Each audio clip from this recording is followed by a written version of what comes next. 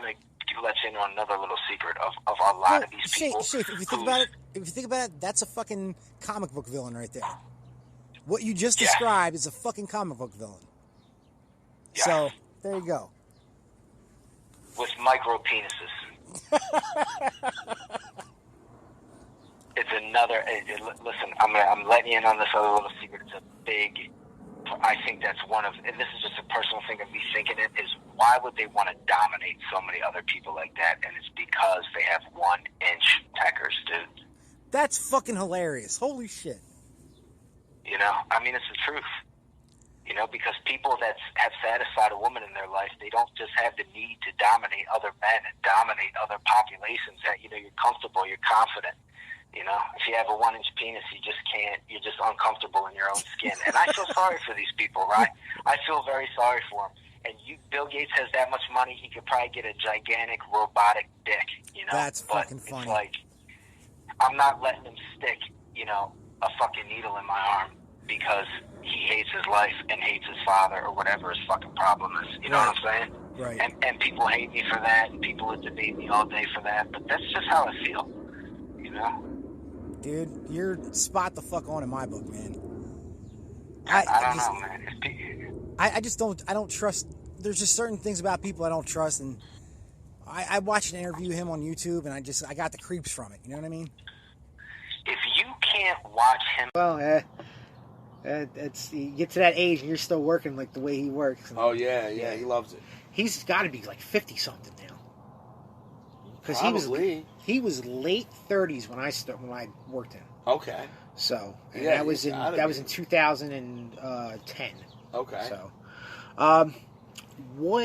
talk about your feud with Gallo, the slap heard around the world. The slap heard around the world. Oh God. Jesus Christ! I hate when people bring this up. I'm so sorry. No, I had to. It's okay. No, it really just, to me, it's not even a big deal. It's like, it happened, and that was it. I mean, he caught me with a nice shot on top of my head. I had a fucking goose egg. Oh. But, with what, his fist or a chair? A fist. Ugh. But, I mean, it just started with stupid shit on the internet, of course. Okay. I should say. And then one thing led to another, and then that was it, you know. I mean, do you want to hear more about it? Yeah, I'd love to hear more about it. I mean, like, it started with online shit. I mean, at the time... Who threw the first shot? Me. Did you? Yeah. I felt threatened. Like, shoot? I felt threatened. He was in my face. I mean, he's a big dude. Yeah. You know? Yeah. He's a big dude. But I felt a little threatened, so... Howard. I don't have to tell you things are bad. Everybody knows things are bad. It's a depression. Everybody's out of work or scared of losing their job. The dollar buys a nickel's worth. Banks are going bust. Shopkeepers keep a gun under the counter. Punks are running wild in the street, and there's nobody anywhere who seems to know what to do, and there's no end to it. We know the air is unfit to breathe, and our food is unfit to eat. We sit watching our TVs while some local newscaster tells us that today we had 15 homicides and 63 violent crimes, as if that's the way it's supposed to be. We know things are bad, worse than bad. They're crazy. It's like everything everywhere is going crazy, so we don't go out anymore. We sit in the house, and slowly the world we're living in is getting smaller, and all we say is, please, at least leave us alone in our living rooms. Let me have my toaster and my TV and my steel-belted radios, and I won't say anything. Just leave us alone. Well, I'm not going to leave you alone. I want you to get mad. I don't want you to protest. I don't want you to riot. I don't want you to write to your congressman because I wouldn't know what to tell you to write. I don't know what to do about the depression and the inflation and the Russians and the crime in the street. All I know is that first, you've got to get mad. You've got to say, I'm a human being. God damn it. My life has value. So, I want you to get up now. I want all of you to get up out of your chairs. I want you to get up right now and go to the window, open it, and stick your head out and yell, I'm as mad as hell, and I'm not going to take this anymore. I want you to get up right now. Get up, go to your windows, open them, and stick your head out and yell, I'm as mad as hell, and I'm not going to take this anymore. Yes, sir. Alrighty. On the line, we got Josh Payne. Josh, talk to us about the podcast and your experience with it. Brother, this is Josh Payne, head trainer at Hardway U, and man, I love your podcast, brother. Every chance I get to listen to it, it's a unique opportunity and an outside the box look at the world, and I appreciate everything One Stone Dude does, and brother, keep on smoking up. All right, man, hold on to the line. I say a proper goodbye to you. Thank you for participating in this. I appreciate it. No problem, sweet cheeks. Rogan said we're like 99% chimpanzee. Well, it makes fucking sense. Right, especially recently, and how we look at ourselves in the sense of how we go, like, and I know this sounds very cliche, but I didn't get enough likes on that post. I didn't get enough hearts on that post. I'm a piece of trash. Or I wrote something and 3 people disagreed with me.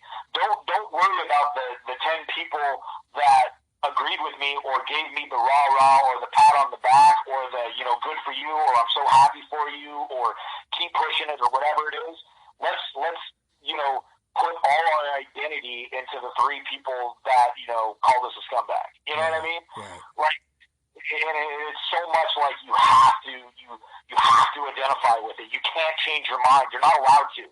Like, and it's not that society says you're not allowed to. It's like you garnered it in your own head. If somebody disagrees with me, they're attacking me personally, and now I have to go on the offensive. Right. That's exactly what goes on social media now. It's horrible. Let me get back to these questions, man. Who would win in a match in a storyline? Who would you put over between Biden or Trump in a perfect storyline? Say the go-home match. So is it the blow-off? Yeah. So it's not a build-up, it's the blow-off. It's the final one of who's going over? Yep. Right. Got me stoned as a motherfucker. Right. Like, the people are gonna lash out because now you're fucking with their life, and it's, people we're already fed up with this whole coronavirus, whatever, fake bullshit, you know what I mean? You calling it too, aren't you? Yeah, dude, I'll call it what it is. Like, everybody else can wear fucking jock straps on their face, I don't care. But I'm not wearing that shit. You know what I mean? Like, I'm not wearing that, dude. You all look stupid wearing that shit. Oh, man. I had somebody try to shame my sister at a grocery store the other day. And, Are you serious? Yeah, man. And I told her she's a better person than I am because she just ignored it and walked away. I would have called this lady a cunt right to her face.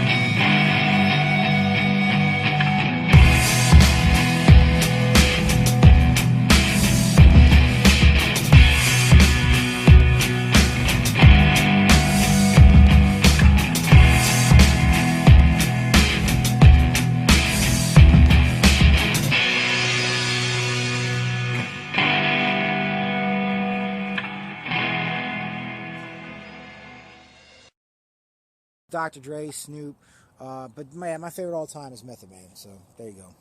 Okay. What's your favorite guilty pleasure song that you listen to in your car that you don't want anyone singing to? It's called Tacky by Weird Al. Niggas, we all just laugh and move on. Nigga, you crazy. But your white friends take that shit seriously, and they got answers for your questions and shit, and you might want to be careful and shit, because my white friends introduced me to something called the vaporizer, and as a public service announcement, niggas, this This is the real deal right here. This is, a lot of shit is bullshit.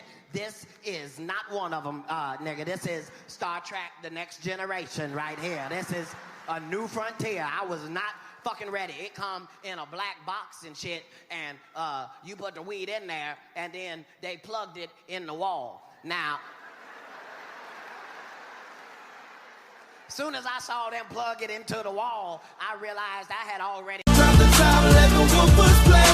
Can't remember the last time I felt this way. Can't stop my shine, so crank it up for me one time.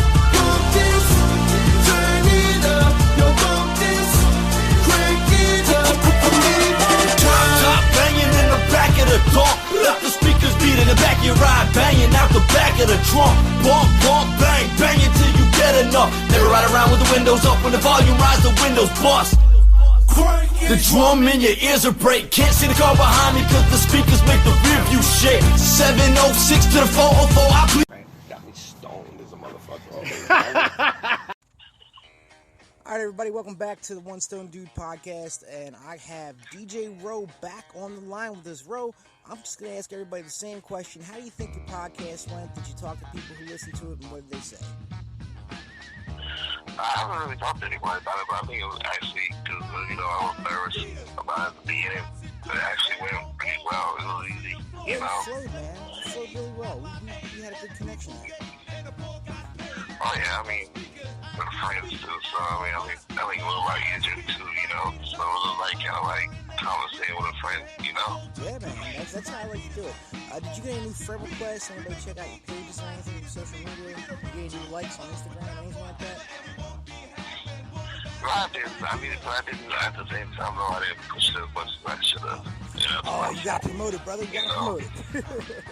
Well, I got you a couple times on the one I just published, so you should like it. I definitely will.